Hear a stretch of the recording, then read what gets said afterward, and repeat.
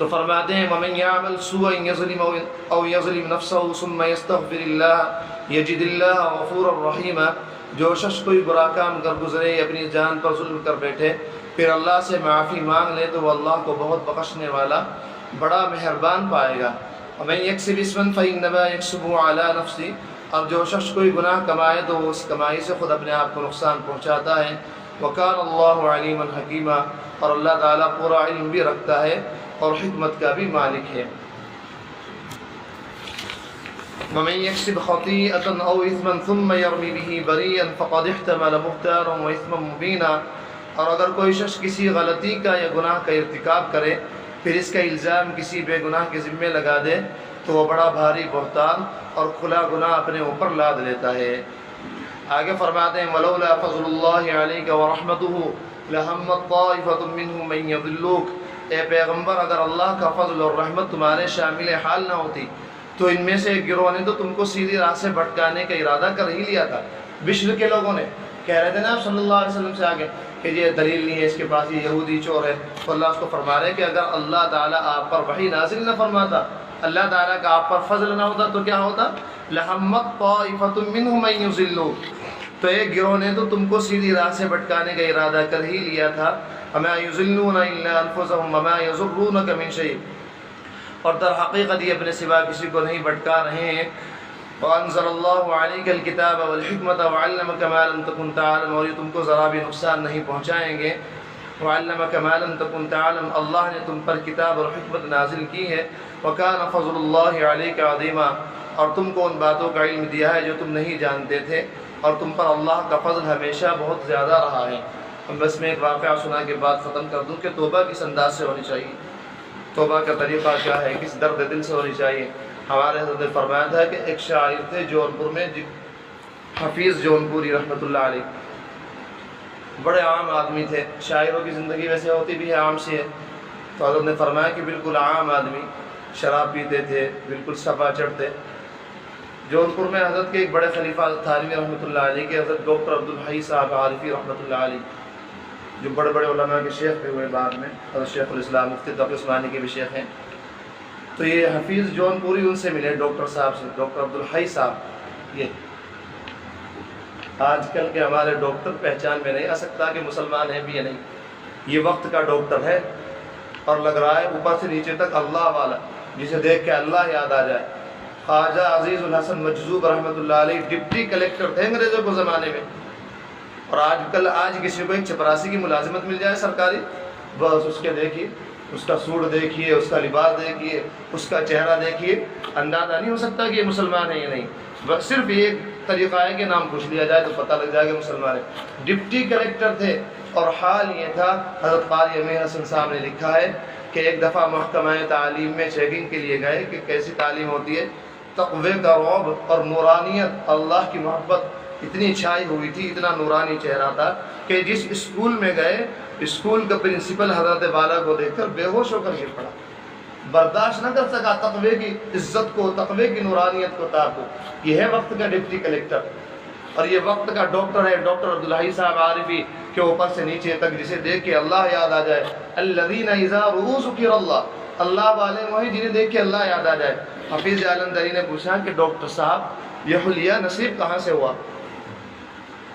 اتنی پیاری شکل، بہرحال کوئی بھی ہو، کوئی بہرحال جو لوگ داڑھی بھی نہیں رکھتے لیکن ان کے دل میں داڑھی کی عزت تو رہتی ہے، بہت ہی خبیث الطبع ذلیل اور کمین لوگ ہوتے ہیں جو داڑھی کو برا سمجھتے ہیں، ان کا تو ایمان ہی خطرے میں ہے بالکل۔ لیکن جو لوگ داڑھی نہیں رکھتے، بہت بڑا گناہ ہے، کبیرہ گناہ ہے، رمضان میں توبہ کر لینی چاہیے داڑھی کٹانے سے۔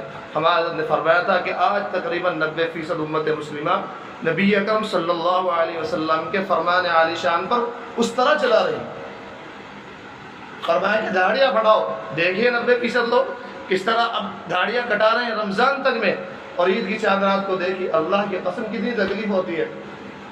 آپ لوگوں کو اللہ تعالیٰ محسوس کرائے کہ نبی اکرم صلی اللہ علیہ وسلم کی سنتوں کو گالوں سے اتروا کر نائی آپ کے سامنے خود سامنے بہتی نالی میں ڈالتا، اس طرح ہم برداشت کر لیتے۔ دھاڑیاں کٹوا کر ایک اس میں کپڑا بچھا دیا جاتا ہے آگے، اور اس کو گندی نالی میں پیشاب بھی بہ رہا ہے، پاخانہ بھی بہ رہا ہے۔ کیا منہ دکھائیں گے؟ بتائیے کیا منہ دکھائیں گے ہم؟ اس طرح شفاعت کروائیں گے اپنی؟ اگر پوچھ لیا آپ صلی اللہ علیہ وسلم نے کہ تمہارے نزدیک میری سنت کا مقام یہ تھا، پخانوں میں بہ رہی تھی، پیشاب کی نالیوں میں بہ رہی تھی، ارے مر جاؤ ڈوب کے، شرم آنی چاہیے، کوئی غیرت ہے بھی نہیں؟ بنتے ہیں اللہ کی محبت والے، کیا جواب دیں گے ہم؟ دو سفیر آئے تھے قیصر و کسریٰ کے، حالانکہ کافر تھے، دھاڑی مڈی ہوئی تھی، مونچھیں بڑی بڑی تھی. آپ صلی اللہ علیہ وسلم نے چہرہ مبارک پھیر لیا، کافروں سے چہرہ مبارک پھیر لیا گیا، اور مسلمانوں سے کیا تکلیف پہنچتی ہوگی. اور فرمایا کافر ہونے کے باوجود کہ تمہیں کس نے حکم دیا ہے دھاڑیاں مڈانے کا اور مونچھیں موٹی موٹی رکھنے کا؟ جیسے آج کل رواج ہو رہا ہے، مونچھیں اتنی موٹی موٹی رکھتے ہیں. تو کہنے لگے کہ ہمارے آقا نے، یعنی کیسر کے صاحب نے فرمایا نہیں، مجھے میرے اللہ نے حکم دیا ہے کہ دھاڑیاں بڑھاؤ، مونچھیں کٹاؤ. کافر سے اتنی تکلیف ہو رہی تھی.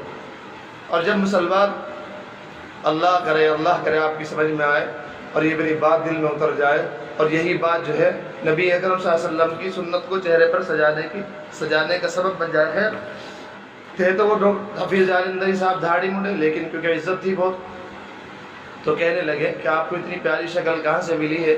کہنے لگے تھانہ بھون میں ایک دکان ہے، دکان ہے محبت.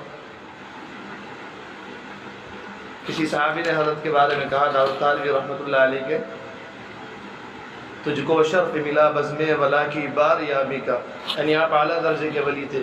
صحابی گو نہیں لیکن نمونہ تھا صحابی.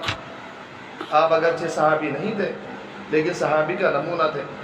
حضرت علامہ انور شاہ، حضرت مولانا عطاء اللہ شاہ بخاری رحمۃ اللہ علیہ فرماتے ہیں کہ اس طرح کے علماء، حضرت تھانوی جیسے بڑے بڑے علماء جو علماء دیوبند تھے، کہ اللہ تعالیٰ نے ان کو روک لیا تھا آخری زمانے میں پیدا کرنے کے لیے، تاکہ لوگوں کو دکھایا جا سکے کہ ہمارے صحابہ کی کچھ جھلک ان میں ملتی ہے.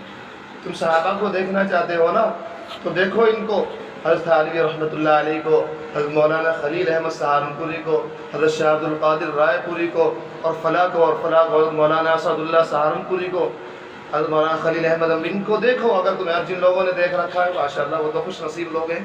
خیر انہوں نے کہا کہ تھانہ بھون میں ایک دکان معرفت ہے، وہاں سے کہنے لگے ڈاکٹر صاحب مجھے بھی لے جائیے کبھی. کہنے لگے بالکل چلیے. لے گئے حضرت کے پاس، دھاڑی کے کچھ بال نکل آئے تھے ہلکے ہلکے، ان کو مڈا لیا پہلے ہی. حضرت کے پاس پہنچے تھانہ بھون. حضرت نے فرمایا کیسے آئے ہیں؟ کہنے لگے حضرت آپ کے ہاتھ پہ توبہ کرنا چاہتا ہوں، بیعت ہونے کے ارادے سے آیا ہوں. فرمایا بیعت ہونے کے ارادے سے آئے تھے اور دھاڑی منڈوا کے آئے ہو؟ کہنے لگے آپ حکیم الامت ہیں، میں مریض الامت ہوں، میں نے اپنا مرض دکھا دیا ہے، آپ علاج کیجیے. اگرچہ ہمارے حضرت فرمایا دھاڑی منڈانا صحیح نہیں تھا. خیر حضرت نے کچھ نہیں فرمایا. اس کے بعد بیعت کی، توبہ تائب ہوئے. اس کے کچھ مہینوں بعد، تقریباً 1 سال بعد، حضرت تھانوی رحمۃ اللہ علیہ کا جونپور جانا ہوا تو ایک بڑے میاں سامنے بیٹھے ہوئے تھے. حضرت نے اپنے خادم سے فرمایا کہ بڑے میاں کون ہیں؟ بہت جھوم رہے ہیں اللہ کی محبت میں. فرمایا یہ وہی حفیظ جالندری جو رات دن شراب پیتے تھے، آپ کے ہاتھ پر توبہ کی، آج ان کا یہ حال ہو گیا ہے کہ اللہ کی محبت میں مسجد میں بیٹھے ہوئے جھوم رہے ہیں. پھر انہوں نے فرمایا کہ آخری وقت میں ان کا یہ حال ہوا، 3 دن پہلے حالت طاری ہوئی، رو رہے تھے مسلسل، ایک کونے سے ادھر جاتے، ادھر سے ادھر جاتے. فرماتے یا اللہ مجھے معاف فرما، یا اللہ حفیظ پر رحم فرما، یا اللہ حفیظ پر رحم فرما.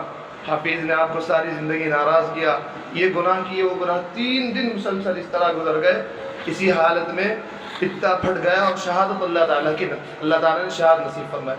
تو ایسی جب آدمی سے گناہ ہو جائے تو اس طرح بے چین ہو جائے، جیسے مچھلی بغیر پانی کے بے چین ہو جاتی ہے، اس طرح آدمی اللہ سے جدا ہو کر بے چین ہو جائے. بالکل مچھلی جس طرح پانی کے بغیر نہیں رہ سکتی، اسی طرح ہماری مزاج بالکل یہی ہے. ہمیں ایسا ہی مزاج بنانا چاہیے کہ ہم بغیر پانی کے نہ رہیں. اور اسی سے ملتا جلتا دوسرا واقعہ، جگر مراد آبادی رحمۃ اللہ علیہ کا لمبا واقعہ ہے مختصر طور پہ، لیکن وقت ختم ہے.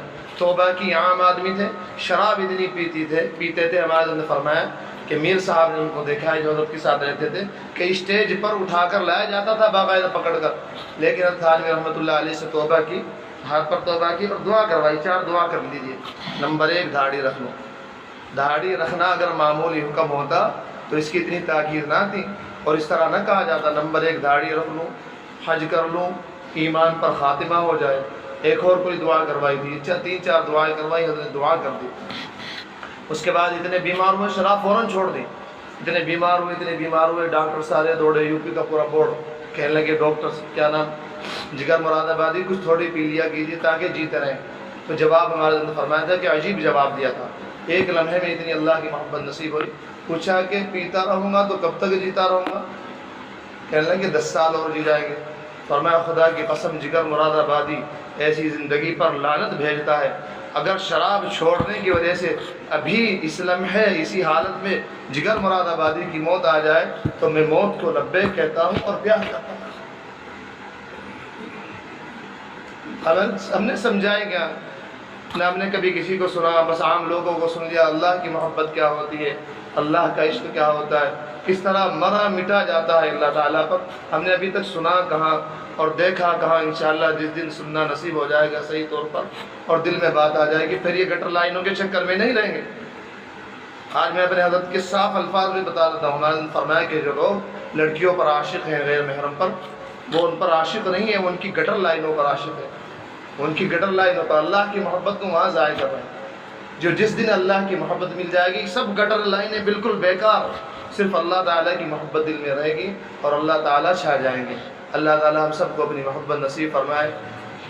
یارو میرے دوستوں، رمضان کا مہینہ چل رہا ہے، اللہ کے لیے میں بھی سچی توبہ کر لوں، میں بھی آپ کے سامنے سچی توبہ کرتا ہوں۔ یا اللہ آج کے بعد انشاءاللہ کوئی گناہ نہیں کروں گا، آپ بھی توبہ کیجئے۔ بھول سے ہو جائے تو انسان ہے وہ تو ہو جائے گا، لیکن قصداً ارادتاً انشاءاللہ آج کے بعد کوئی گناہ نہیں کریں گے، ایک لمحے کے لیے بھی اللہ تعالیٰ کو ناراض نہیں کریں گے۔ وآخر دعوانا ان الحمد للہ رب العالمین۔